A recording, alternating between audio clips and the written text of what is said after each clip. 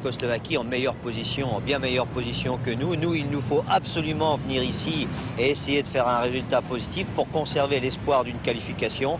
C'est ce que nous ferons, c'est notre ambition. Nous mettrons tout en œuvre pour cela. Maintenant, il restera que le 4 avril sera un match entre deux équipes. Où seront les véritables forces ce jour-là? Eh bien, je crois qu'il faudra attendre. Christian Lopez, avec vous, revenons au football national. Saint-Etienne, ça marche fort en ce moment.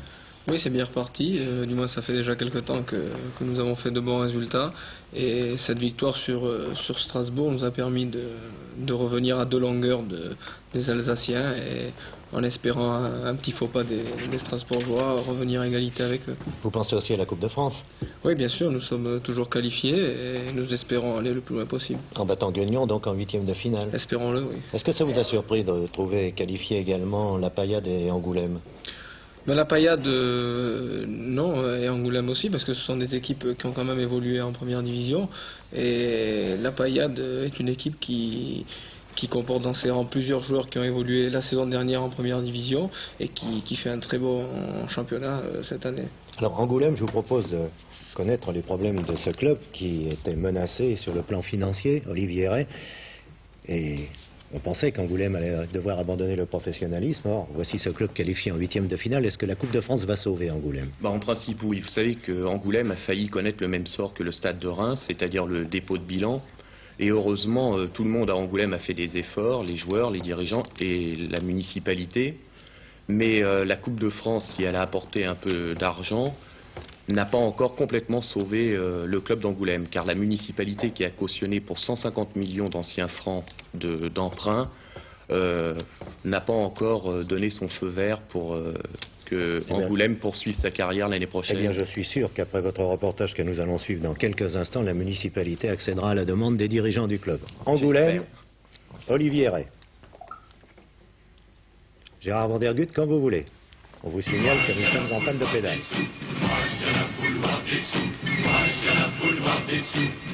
Henri Dumas. Des sous, il en faut beaucoup au club pour vivre. À Angoulême, les joueurs ont été jusqu'à prêter de l'argent à leur club pour préserver leur emploi. Mais ils ont été sauvés par un inspecteur du travail, M. Dubroca, qui a refusé les 5 licenciements demandés par les dirigeants. André Fons, Jean-Pierre Truqui, Jean-Claude Chemier, Fred Lascari. Ces salariés sont liés à leur club employeur par un contrat à durée déterminée. De ce fait même, il ne peut y avoir matière à licenciement pour motif économique. Grâce à ce fonctionnaire, Angoulême a gardé tous ses joueurs. C'est ce qui lui a permis d'éliminer le FC Metz en 16e de finale de la Coupe de France. 2 victoires, 2-0 à Lorraine, 1-0 à domicile grâce à ce but de Truqui. Il y a 12 ans déjà, Angoulême s'était illustré en Coupe de France. Rappelez-vous, c'était en 67. Angoulême, alors en 2e division, s'était qualifié pour les demi-finales contre Lyon. Après 3 matchs nuls, c'est le tirage au sort qui élimina Angoulême.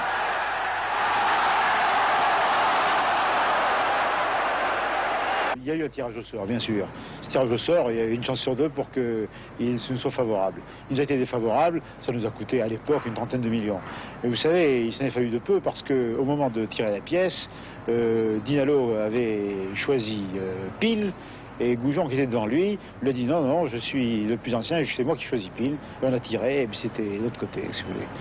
C'est comme ça. On a manqué la finale, c'est-à-dire la grande consécration pour une pièce de 5 francs qui nous a coûté des dizaines de millions. Cette saison encore, la Coupe de France est venue au secours d'Angoulême. Les joueurs ont trouvé dans cette compétition la possibilité de sortir de l'anonymat, d'assurer leur avenir.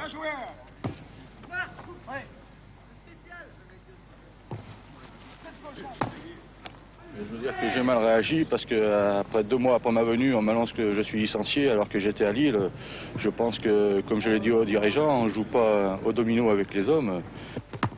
La situation financière d'Angoulême a mis en évidence les problèmes du football professionnel. Les joueurs ont été critiqués et accusés de gagner de l'argent, trop d'argent. Les joueurs défendent leur beefsteak et les dirigeants font ce qu'ils font. Et si les dirigeants angoumoisins ont accepté certains joueurs à certains salaires, ce n'est pas la faute des joueurs, je ne pense pas. Pour redresser la barre, les dirigeants ont fait appel à la municipalité. Celle-ci a accordé son soutien en cautionnant des emprunts et en augmentant aussi sa subvention. Mais le maire a posé ses conditions. Il n'est pas question qu'on couvre un déficit supplémentaire, qu'il n'est pas question non plus qu'on aide une équipe qui n'est pas capable de tenir son rang. Moi, je ne rêve pas du tout d'une équipe de foot professionnelle qui est en première division. Je pense qu'Angoulême peut très bien se tenir en milieu de tableau et préparer tranquillement son avenir. Si on n'en est pas capable, il faudra tirer un trait. Je crois profondément, par contre, que les joueurs de foot professionnels sont en général trop payés. Je le dis d'autant plus librement qu'Angoulême, la masse salariale n'est pas très élevée par rapport à la moyenne nationale. Mais incontestablement, plus les gens sont dans une sorte de luxe, moins ils sont motivés. La preuve en est, les joueurs d'Angoulême se sont sortis les tripes, c'est ce qu'on dit, sur un terrain devant Metz. Je ne suis pas convaincu que les joueurs de Metz, payés au moins 2 fois plus cher que ceux d'Angoulême, aient eu la même motivation. Les joueurs d'Angoulême ne gagnent pas, il est vrai, des fortunes. 3 salaires seulement dépassent 10 000 francs. Finalement, les difficultés financières ont stimulé joueurs et dirigeants. Angoulême peut envisager l'avenir avec plus de sérénité. Et maintenant, il ne faut plus pleurer sur notre sort, puisque si nous avons eu des mauvais jours, nous connaissons grâce à la Coupe de France et grâce surtout à mes garçons qui ont su réagir d'une façon extraordinaire en faisant, disons, en s'appliquant, en essayant d'avoir un objectif, c'est de faire parler d'eux en Coupe de France et par la même occasion de sauver le club. Nancy contre Angoulême. Bien, monsieur Gauthier. Bon, alors qu'est-ce que tu penses de ce tirage? C'est-à-dire que Nancy, ça va être une équipe comme Metz, mais avec un joueur de super classe, Michel Platini, qui leur donnera l'occasion de venir à Angoulême pour montrer ses qualités, ses énormes qualités. Bien, et bien, pour en terminer avec cette séquence football, je vous propose, pour ceux qui ne l'ont pas vu, et ça va faire plaisir à Christian, de revoir les 2 buts qui ont permis à Saint-Étienne de battre Strasbourg mercredi soir dans un Geoffroy Guichard chauffé à blanc, qui avait retrouvé l'ambiance des grandes soirées de Coupe d'Europe. C'était le match au sommet de la 30e journée du championnat de France. Tout part d'un contre favorable à Piazza sur Duguay-Pérou. Piazza s'infiltre dans les 16 mètres et la balle va parvenir à Jean-François Larios qui, avec la complicité de Spetch, qui contrera le tir de l'international stéphanois, la balle va mourir dans les buts de Dropsy, irréprochable jusqu'à cet instant.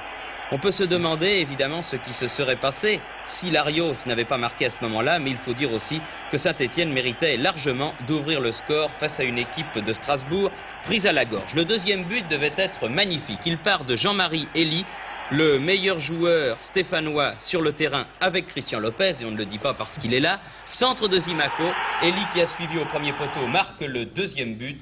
Une soirée dont on se souviendra puisque Nantes est allé gagner à Metz ce jour-là et que Monaco a perdu définitivement toutes ses chances à Bastia. Il n'a pas envoyé dire, Thierry, que vous étiez parmi les meneurs. Oh, il le sait bien, Christian. Alors, notre séquence des buts étrangers, qui constitue chaque dimanche un véritable régal. Michel Hidalgo, est-ce que vous en retenez parfois des leçons? Oh bien oui, on a des leçons à prendre partout et notamment des grands pays de football. Encore des jaunes et encore des blancs. Les blancs, ce sont ceux du Borussia Mönchengladbach pour un but que Alan Simonsen, le capitaine local, que l'on dit en partance pour Barcelone, va offrir à son coéquipier Linen. Regardez ce que fait Simonsen sur son aile gauche. Il n'y a plus qu'à centrer et à mettre la tête, voilà qui est fait. Linen 1-0 sur le terrain du Borussia de Dortmund, où les Néerlandais avaient gagné tous leurs matchs dans la Coupe du Monde de 1974. Les jaunes vont égaliser, sans doute fort de l'exemple justement des Bataves, par Burks-Müller, à moins que ce soit le défenseur de Mönchengladbach qui marque contre son camp. Difficile à dire, un partout en tout cas.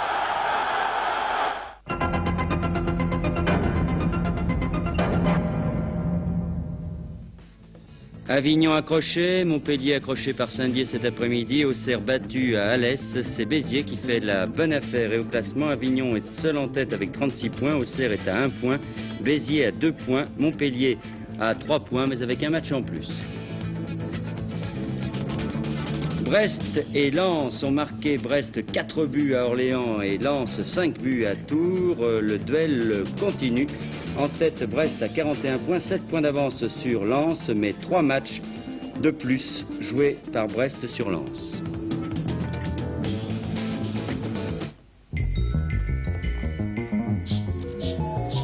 Bilan définitif, Le Mans est champion, Caen, Villeurbanne, Tours et Antibes en Coupe Coral. Chavignon et Clermont descendent en deuxième division et sont remplacés par le Stade Français et Lyon.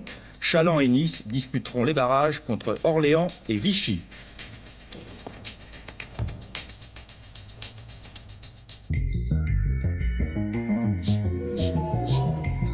Dernière journée des groupes de classement. Dans le groupe A, Ivry et la Stella de Saint-Maur sont qualifiés pour les demi-finales. Dans le groupe B, les élus sont Dijon et Gagny. Match aller des demi-finales le 5 mai. Gagny contre Stella, Ivry contre Dijon.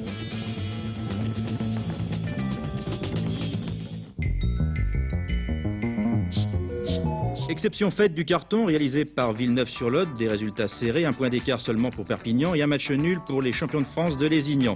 Premier Perpignan, deuxième Toulouse à 8 points, troisième Carcassonne et Villeneuve à 10 points. Albi-Limoux n'est pas encore terminé.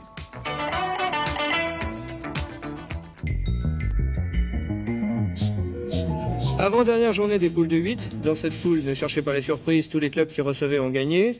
Auch ayant perdu, La Rochelle et Aurillac sont qualifiés pour les 16e de finale. Rien que des victoires à domicile, carton de Brive aux dépens de Mauléon. Pau gagne à Mont-de-Marsan, Lourdes en battant Agen se qualifie pour les 16e de finale. Victoire à l'extérieur de Bègles et de Bayonne.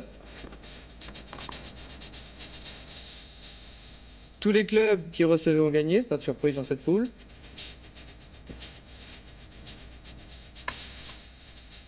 La Voulte battue et dépassée par Périgueux.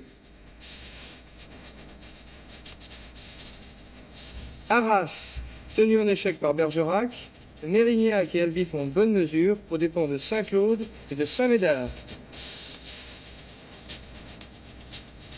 Une victoire à l'extérieur, celle de Vichy, qui gagne à Lombez 6-0.